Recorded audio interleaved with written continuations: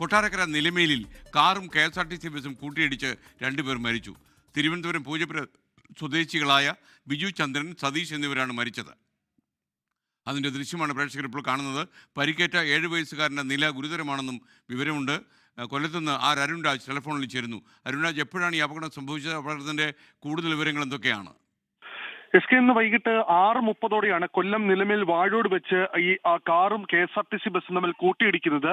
അയ്യപ്പ ദർശനം കഴിഞ്ഞ് മടങ്ങി വരികയായിരുന്ന തിരുവനന്തപുരം പൂജപ്പുര പുന്നാമുകൾ സ്വദേശികളായ ബിച്ചു ചന്ദ്രൻ, സതീഷ് എന്നിവരാണ് നിലവിൽ ഇപ്പോൾ മരിച്ചിരിക്കുന്നത്. കാറിനുള്ളിൽ ഉണ്ടായിരുന്ന 7 വയസ്സുകാരൻ ദേവപ്രയാഗിന്റെ നില അതീവ ഗുരുതരമാണ് എന്നുള്ളതാണ് ഗോകുലം മെഡിക്കൽ കോളേജിൽ നിന്ന് ലഭിക്കുന്ന വിവരം.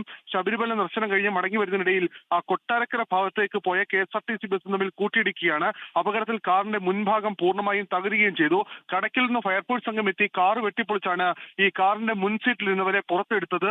ഈ 3 പേരെയും വെഞ്ഞാറമൂട് സ്വകാര്യ ആശുപത്രിയിൽ എത്തിച്ചെങ്കിലും 2 പേരുടെ ജീവൻ രക്ഷിക്കാൻ കഴിഞ്ഞിട്ടില്ല. ഈ ദേവപ്രയാഗ് ഇപ്പോഴും വെന്റിലേറ്ററിന്റെ സഹായത്തോടെയാണ് ജീവൻ നിലനിർത്തുന്നത്. അപകടത്തെ തുടർന്ന് ഏറെ നേരം MC റോഡിൽ ഗതാഗതം തടസ്സപ്പെട്ടിരുന്നു. ഇപ്പോഴാണ് ഗതാഗതം പുനഃസ്ഥാപിക്കാൻ കഴിഞ്ഞത്. ചടയമംഗലം പോലീസ് ഇപ്പോൾ ഈ സ്ഥലത്ത് ഇപ്പോൾ തുടർ നടപടികൾ സ്വീകരിച്ചു വരികയാണ്. ലോകത്തെവിടെയായാലും ഏത് സമയത്തും 24 വാർത്തകളും ഓഗ്മെന്റഡ് റിയാലിറ്റി പാക്കേജുകളും എക്സ്പ്ലെയിനറുകളും വിശദമായി കാണാൻ ഞങ്ങളുടെ YouTube ചാനൽ നിങ്ങൾക്ക് സബ്സ്ക്രൈബ് ചെയ്യാം.